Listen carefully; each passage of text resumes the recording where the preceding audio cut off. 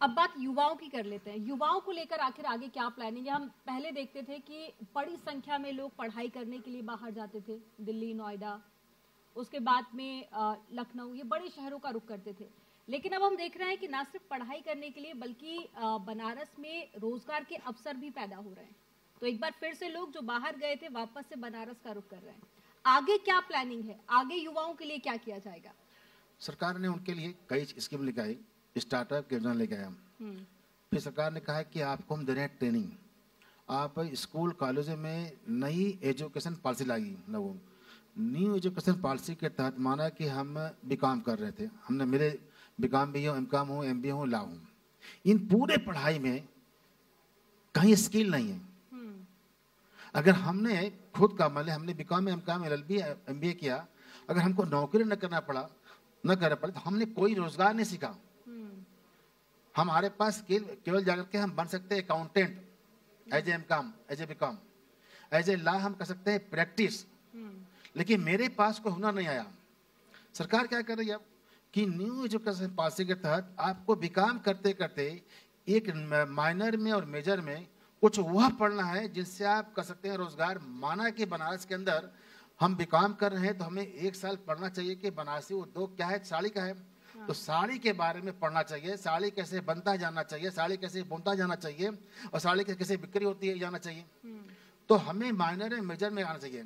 हमारे पास अन्य भी इंडस्ट्रीज हैं, तो हमको माइनर मेजर में करना से अब जो नौजवान निकलेगा उसके हाथ में स्नातक के बाद हाथ में स्किल होगा। पॉइंट नंबर 1, सरकार कह रही है कि जो नहीं पढ़ पा रहे हम उनको लेके जा रहे हैं स्टार्टअप में।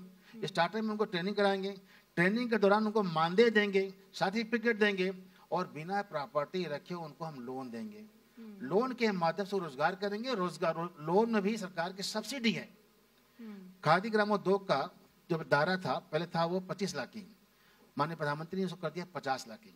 50 लाख की लोन महिलाओं के लिए 35% की सब्सिडी है। ब्यूटी पार्लर से लेकर के ढाबा खोलने से लेकर के, यानी एक तरह से अल्कोहल, नॉनवेज छोड़ दिया जाए 2 चीज को, तो हर चीज का उत्पादन कर सकते हैं, उत्पादन सर्विस सरकार उनके जरिए।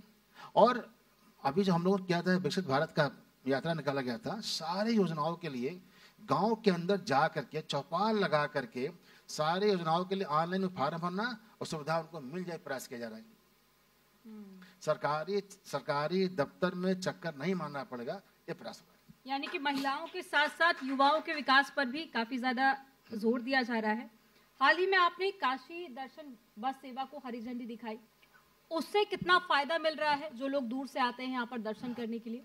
आज बनारस के अंदर घटना आज ही की है। हमारे जानने वाले रिश्तेदार नातेदार कम से कम 20 लोगों का फोन आया कि भैया हमको दर्शन करना है, हमको दर्शन करा दीजिए। तो सभी के लिए दर्शन करने के लिए तो कहाँ कहाँ रवींद्र जायसवाल होंगे, कहाँ कहाँ बाकी होंगे। तो अब क्या है कि माननीय प्रधानमंत्री जी के निर्देश पर माननीय मुख्यमंत्री जी ने उसका अनुपालन करते हुए एक बस चलाया है। यहाँ पर बनारस शहर मंदिरों का शहर है। यहाँ काशी विश्वनाथ जी हैं, संकट मोचन जी हैं, संकट मोचन बाबा हैं, तो दुर्गा जी हैं, सारनाथ में भगवान बुद्ध का मंदिर है, नमो घाट है, जैन परंपरा के यहाँ पर 3 मंदिर हैं। तो सब पर जाने के सरकार ने बना दिया कि सुबह यहाँ से 8:30 बजे बस निकलेगी, 10 पॉइंट पर आपको घुमा करके शाम को 6 बजे आपको छोड़ देगी।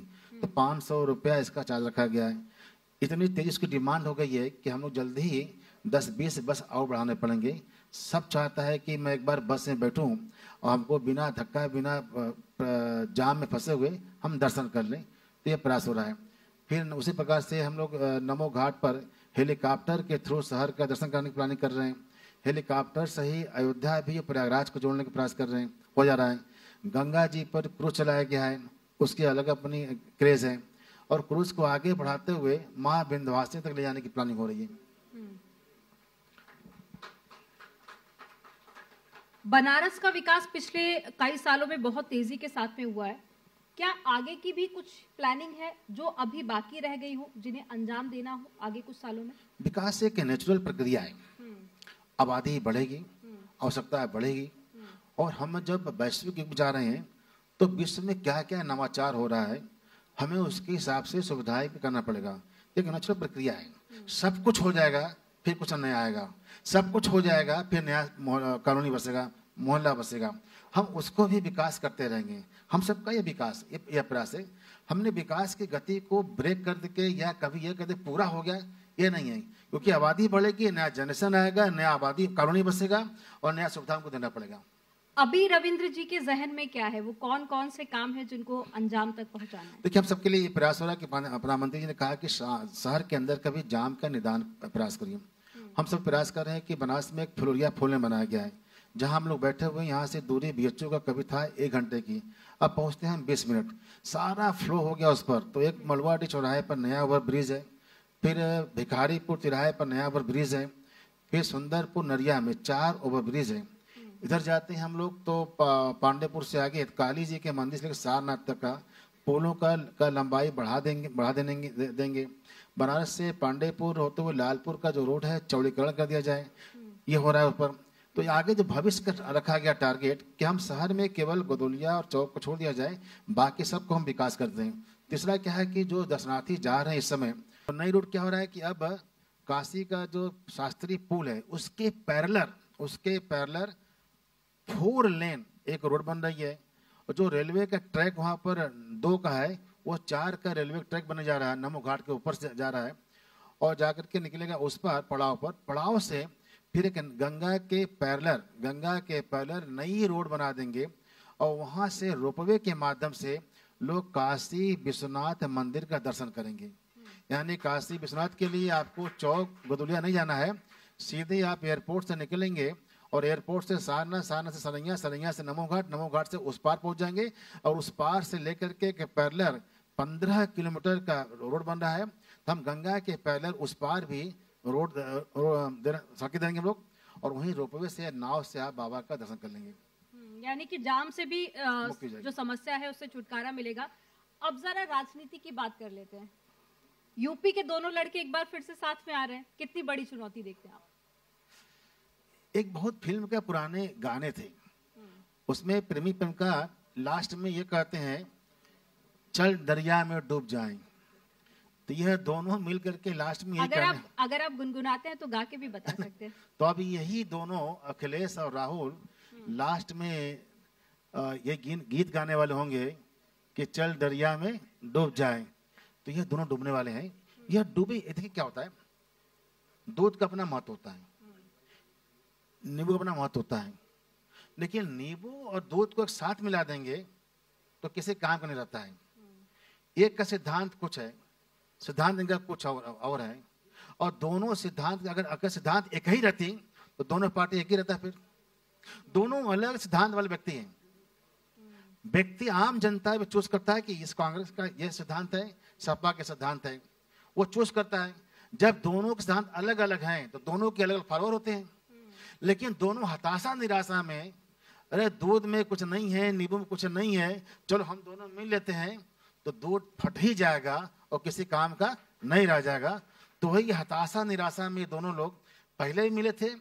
मिलने के बाद रिजल्ट आया और 48 घंटा के अंदर राहुल ने कहा कि गलत हुआ हमसे इन निर्णय। राहुल का जवाब आ गया था ये गलत हुआ, आज फिर कर रहे हैं और अब की बार रिजल्ट आने के 2 घंटा के अंदर कर देंगे। विचारधारा अलग है, ये तो नजर आता है, लेकिन वो कौन सा दबाव आप देखते हैं जिसके चलते सारी पार्टियां साथ में आ जाती हैं? फिर देखिए, एक बात मैं बड़ा बेवकूफ करने जा रहा हूँ, जो शायद कुछ खराबी हो। इस देश के अंदर तुष्टीकरण की राजनीति हो रही थी। आज तक कोई भी व्यक्ति, कोई भी प्रधानमंत्री, मुख्यमंत्री मंदिर जाने से परहेज करता था। जिसको देखिए होड़ मचा था गोल गोल जालीदार टोपी पहन करके रोजा अवतार कराने की। लेकिन अब क्या होड़ मच गया है, प्रधानमंत्री जी जब भी काशी आते हैं, जब भी मुख्यमंत्री जाते हैं, तो बिना विश्वनाथ मंदिर गए हुए पूरा यात्रा नहीं करते हैं। अब वहां पर उनको लगता था कि अगर हम मंदिर चले जाएंगे तो एक वर्ग विशेष का हमको हमारा वोट भाग जाएगा, और वो इसी के भय से अयोध्या नहीं गए। अयोध्या नहीं गए कि जाकर दर्शन कर लेंगे तो हमारा एक वर्ग का वोट भाग जाएगा। तो यह जो तुष्टीकरण का वोट था, इसको भी सनातन परंपरा के मानने वाले लोगों ने ये देखा कि बहुत थोड़ा उपेक्षा, जो राष्ट्र हित में हो, सनातन परंपरा के हित होने वाला हो, जो सनातन परंपरा का अहित न करने वाले लोग हैं, हम साथ वहां खड़ा रहेंगे। ठीक है, लेकिन विपक्ष बनारस की सीट को लेकर काफी ज्यादा पशुपेश में फंसा रहता है। प्रधानमंत्री नरेंद्र मोदी खुद यहाँ से चुनाव लड़ते हैं। अब विपक्षी पार्टियां काफी ज्यादा कंफ्यूजन में होती हैं कि वो किसको उतारें उम्मीदवार के तौर पर। सच्चाई तो यह है कि मोदी जी के खिलाफ कोई लड़ने को तैयार नहीं है। चाहे कांग्रेस हो चाहे सपा हो, सब भाग रहे हैं इसको लड़ने के लिए। तो सबको पता है कि जमानत हमारी जब्त होगी और जमानत जब्त का रिकॉर्ड एक और बढ़ जाएगा। पिछले बार हमारी जब्त होती, फिर हो गया जमानत जब्त हो गया। तो अपने प्यार के लिए भाग रहा है।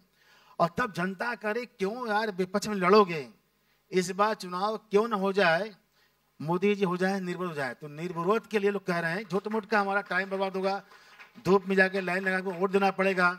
जब माननीय प्रधानमंत्री जी ऐतिहासिक वोट जितने ही जा रहे हैं तो तुम क्यों लड़ने आ रहे हो, इस बार उनको कर दो निर्विरोध। अमेठी और रायबरेली जो सीट है उसको लेकर भी काफी ज्यादा चर्चा हो रही है कि वहां से चुनाव कौन लड़ेगा। देखिए बहन जी, कांग्रेस तो यूपी छोड़ दिया। कांग्रेस के पास केवल एक सांसद, ये बहुत बड़ी बात आप बोल रहे हैं। हाँ, कांग्रेस के पास केवल एक सांसद थे, सोनिया जी थी, वो छोड़ दी। राहुल बाबा पहले छोड़ चुके हैं। मैं एक बड़ा बात करने जा रहा हूँ, शायद वो हमने एक आर्टिकल पढ़ लेते हैं इंदिरा गांधी जी का। जब इमरजेंसी लगा, जब उनका पासपोर्ट जब्त कर लिया गया था, तो उनका आर्टिकल में आता है कि वह देश छोड़कर भागने के चक्कर में थी। यूपी से कांग्रेस गायब हुआ, भारत से कांग्रेस गायब हुआ, उसके बाद ये जाकर के इटली में ही रहने वाले लोग हैं। राहुल गांधी को लेकर भी चर्चा काफी जोरों पर थी। स्मृति ईरानी ने उन्हें खुला चैलेंज भी दिया, लेकिन उसके बावजूद भी अभी तक जो लिस्ट जारी की गई है कांग्रेस की तरफ से, उसमें से सिर्फ वायनाड की सीट का ही जिक्र किया गया। हालांकि यूपी की भी किसी सीट पर चुनाव लड़ने वाले राहुल गांधी। दक्षिण भारत के लोगों ने ये अपील किया कि राहुल से कि आप दक्षिण भारत मत आइए, आप उत्तर भारत में ही रहिए। यह उनके पार्टी ने किया है। वहाँ कम्युनिस्टों ने कहा है कि आप वहाँ मत आइए, क्योंकि उत्तर भारत में कोई फिर वो तो घर बनाने की विचार कर वो कह रहे हैं कि उत्तर भारत में जब कोई नहीं लड़ेगा भाजपा से तो भाजपा आगे चले जाएगी, कम से कम आप तो लड़ो। वो कम्युनिस्ट कर रहे हैं, वो कांग्रेस कर रहे हैं। और जिसका भी आप नाम लिए बहन जी, उनके बारे में मेरा 2 लाइन कहना है। न जाने कब वो क्या बोलना चाहते हैं, क्या बोल जाते हैं, न उनको पता है न जनता को पता है कहना क्या चाहते हैं और क्या वो कह दे रहे हैं। इसलिए हमारे यहाँ तो लोग उनको मनोरंजन वाला व्यक्ति मान लिए हैं। एक सवाल मेरा और आपसे, जब जब इलेक्शन आते हैं पर्सनल हमले काफी ज्यादा बढ़ जाते हैं। प्रधानमंत्री नरेंद्र मोदी पर अभी पर्सनल हमला किया गया, उसके बाद में हमने देखा कि मैं भी मोदी का परिवार, एक मुहिम ही छिड़ गई अब तो सोशल मीडिया पर, उस पर क्या कहेंगे आप? देखिए यह लोकतंत्र है। हमारा देश कई बार गुलाम रहा है। जब इतिहास पढ़ेंगे आप, हम पढ़ते हैं देखते हैं क्या कि हमारा देश कई बार गुलाम हुआ। उस गुलामी में जो कुछ कारण, 2-3-4 कारण हैं, उसमें था कि राजा घर में जन्मा लड़का ही राज करेगा। उसमें क्वालिटी हो, क्वालिटी ना हो, कैपेबिलिटी ना हो। लखनऊ के नवाब के इतिहास आता है कि उनके यहाँ जब हमला हुआ तो उसमें हिम्मत हमें लड़ने के लिए था, तो खोजते हैं कि हमें जूता कौन पहनाएगा और गुलाम बन जाते हैं। अगर वहां पर परिवार के घर में लड़का जन्मा राज करेगा तो ऐसा ही होगा। हमारा देश कई बार गुलाम हुआ। बहुत कुछ खोने के बाद देश में आता है लोकतंत्र, और लोकतंत्र तय करता है कि आम जनता तय करेगी शासक कौन बनेगा, और शासक में भी लंबे कार्यकाल से बैठने में खराबी ना जाए, इसलिए हर 5 साल बाद जनता के बीच में दोबारा जाएगा और ये बताएगा कि हमने क्या काम किया और क्या हम करेंगे। यह हमारा लोकतंत्र है। पूरे विश्व का सबसे अच्छा लोकतंत्र भारत का माना गया है। लेकिन क्या हो गया कि इन सबों ने, कांग्रेस के लोगों ने, सपा के लोगों ने, लालू यादव ने, इन सबों ने इसको मालिक हम राजा बन गए। अब राजा क्या बन गए? तो लालू यादव होंगे, फिर राबड़ी होंगे, फिर तेजस्वी होंगे, न जाने कौन कौन होंगे। इधर क्या होगा कि राजा घर में लड़का जन्म लिया, मुलायम से होंगे, फिर अकेले से होंगे, शिवपाल यादव होंगे, रामगोपाल यादव होंगे। और वहां पर अखबार समाचार छपाता है कि एक बच्चे का जन्म हुआ तो मैनपुरी में छापा अखबार ने कि एक नए जिले पंचायत के अध्यक्ष का जन्म हो गया। यानी कि पारंपरिक है क्या, राजा खुश हुआ तो बनारस के इतिहास में भी देखते हैं, राजा खुश हुआ, जाओ ये गांव तुम्हारा, ऐसे ही बात रहते हैं। अब शुरू करी कांग्रेस इतिहास में, नेहरू जी कोई बेटा नहीं था, इंदिरा जी आए, चले अच्छी बात है, कर दिया आपने। इंदिरा जी के 2 लड़के, संजय गांधी का देहांत होता है दुर्भाग्य से। राजीव गांधी जो भारत की नागरिकता नहीं लिए थे, जो पायलट थे, उनको बना दिया। जिन्होंने कभी जाना नहीं राजनीति को, जो कहते थे आई हेट पॉलिटिक्स कहते थे, उनको बना दिया गया। उसके बाद दुर्भाग्य से उनका देहांत होता है, सोनिया गांधी आती है। क्या देश में, भारत के अंदर, कांग्रेस पार्टी के अंदर कम है क्या वीरांगनाएं? उनके पार्टी में बहुत सी वीरांगनाएं हैं, बहुत से नेता अच्छे अच्छे थे, लेकिन वह आई, उनको दे दिया गया। अब उसके बाद उस परिवार से बाहर जाएगा नहीं, क्योंकि राजा है वो। तो लोकतंत्र में राजा को मान करके अब क्या है कि बुद्धि हो चाहे बुद्धि ना हो, लेकिन राहुल बाबा ही बनेंगे नेता, यह आता है। हमारे यहाँ क्या हुआ, लोकतंत्र में बनाया था, जनसंघ की स्थापना किसी ने किया था, मुखर्जी किए थे, उनके परिवार से कोई आया नहीं राजनीति में। दीनदयाल उपाध्याय जी किए थे, कोई आया नहीं है। पीताम्बर दास जी थे, कोई आया नहीं परिवार से। मोदी जी चाय वाले थे, ये बनते हैं। गडकरी जी भी वहां पर मजदूर के थे नेता, वो बनते हैं। राजनाथ सिंह इसी बनारस के अंदर छोटे खेतिहर हैं, 12-13 एकड़ के, वह बनते राजनीतिक अध्यक्ष। हमारे यहाँ कोई परिवार तो है नहीं। इसको कहते हैं परिवारवाद, ये कहते हैं संगठनवाद। माननीय प्रधानमंत्री जी का साफ साफ मानना है कि कोई परिवार में हमें नहीं करना चाहिए कि परिवार के नाते उनके बेटा, उनके पोता पोती दिया टिकट। इनके यहाँ क्या हो रहा है कि लालू से आगे जाएगा नहीं, मुलायम से आगे जाएगा नहीं, अखिलेश से बाहर जाएगा नहीं, और गांधी परिवार से आगे जाएगा नहीं। इस पर था जब उन्होंने हमला किया कि मोदी क्या जानूंगा परिवार नहीं है, तो पूरा देश खड़ा हो गया, मेरा परिवार मोदी के परिवार, मोदी के परिवार मेरा परिवार। और मोदी सबके लिए करते हैं, हर व्यक्ति को परिवार मान करके। गरीब आदमी को मकान दे रहे हैं, उनको राशन दे रहे हैं, उनको गैस कनेक्शन दे रहे हैं मोदी जी। और साथ ही साथ हम उनको आयुष्मान कार्ड दे रहे हैं, क्योंकि उनका मानना है कोई एक व्यक्ति के पास स्वस्थ हो जाए तो संपूर्ण भारत स्वस्थ नहीं होगा। हर व्यक्ति स्वस्थ हो जाए, हर व्यक्ति को अनाज मिल जाए, हर व्यक्ति के पास पक्का मकान मिल जाए, तब कहते हैं भारत रिच है, भारत संपन्न है, भारत धनवान है। अब महिला सुरक्षा की बात कर लेते हैं। महिला शक्ति का कितना प्रभाव आप देखते हैं, और पहले के मुकाबले महिलाओं के लिए जो क्राइम पहले रेट बहुत ज्यादा था, अब आप कितना ज्यादा सुधार देखते हैं, और आगे क्या योजनाएं रहेंगी? ये हम सब विज्ञापन भी करते हैं, बच्चियों को मोटिवेट करते हैं कि 112 आपके साथ खड़ा है। कासिम बहन जी, आप आई हो, मेरी इच्छा है कि आप रात को 12 बजे 1 बजे बनारस शहर घूमिए और अकेले घूम के आ जाइए। यह परिवर्तन आया है। रात को 2 बजे कैटरिंग करके लड़कियां जा रही कैटरिंग करने लिए, रात को 2 बजे लड़कियां कैटरिंग में सर्विस करने के बाद घर जा रही अकेले में। यह योगी और मोदी का यूपी है बनारस से। एक और उदाहरण बताऊं, उत्तर प्रदेश के अंदर हमारा विभाग निबंधन विभाग है, स्टाम्प विभाग है, रजिस्ट्रियां होती हैं। कोई भी व्यक्ति मकान, जमीन, प्रॉपर्टी तब खरीदता है जब उसकी दिल की इच्छा होती है कि हम यहाँ बसेंगे, हमारा आशियाना यही होगा। वहां खोजता है जहां साफ सुथरा शहर हो, जहां क्राइम ना हो, जहां करप्शन ना हो, तब अपने मकान वहां बनाता है। जब योगी जी आए थे तो उस समय 16,000 रजिस्ट्री होती थी पर ईयर। इसमें पहुंच गया 32 लाख रजिस्ट्री पर ईयर। यह इकबाल का है, हनक है कि गुंडा गुंडी जेल में, लड़कियां भी सेफ हैं, व्यापारी भी सेफ है, आओ यहाँ पर रहो। और जो लोग बेंगलोर, पुणे भाग गए थे बच्चे, वो सब यहाँ आकर के फ्लैट खरीदे, मकान खरीद रहे हैं। इस बात का कि लगभग दूनी रजिस्ट्री हो रही है हमारे इस समय। कहाँ 16 लाख रजिस्ट्री होती थी, कहाँ हो रही 32 लाख रजिस्ट्री पर ईयर हो रही है। लेकिन विपक्षी पार्टियां कुछ आरोप लगाती हूँ, उसका मैं जिक्र करती हूँ। अखिलेश यादव कहते हैं कि विपक्षी नेताओं को बीजेपी डराती है, ईडी और सीबीआई का डर दिखाती है। इस पर आप क्या कहेंगे? आम आदमी करप्शन करे तो सरकार पकड़ेगी, और नेता करे तो ना पकड़ेगी। मोदी जी, योगी जी यही करे ना, कानून सबके लिए बराबर है। अगर आम आदमी गुंडाई करेगा तब वहां भी कंट्रोल करेंगे, और राजनीति में काम करने वाले लोग हैं, चाहे सत्ता हो चाहे विपक्ष के हो, हम उनको बख्शेंगे नहीं। और ईडी भी कर रही है। आज विदेश से, एनजीओ से लाखों करोड़ों रुपए का आते थे बिना किसी एंट्री का, और ईडी इसको रोक रही है। और जब पा रही है तो बड़े से बड़े नेता, विशेष तौर पर कांग्रेस के नेता मिल रहे। अब रांची के अंदर उसाहू परिवार सांसद हैं, हम क्या क्षमा मारा गया, 450 करोड़ रुपए नगद मिला। जब हम सब लोग ई बैंक में काम कर रहे हैं तो 450 करोड़ रुपए आप कहाँ रखे थे? क्या यह पैसा नहीं है करप्शन का? कानपुर में किया गया, आगरा में किया गया, और सब लोग इनके संबंध निकले।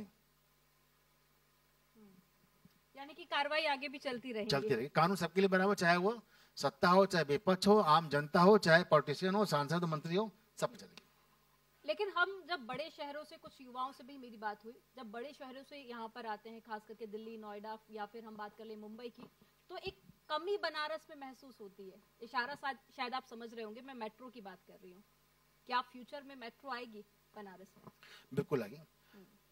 अभी एक सर्वे कराया गया, उस सर्वे में पाया गया कि हम जहाँ जो डिजाइन किया गया था उस डिजाइन में जाते हैं तो उतने यात्री हमको नहीं मिलेंगे।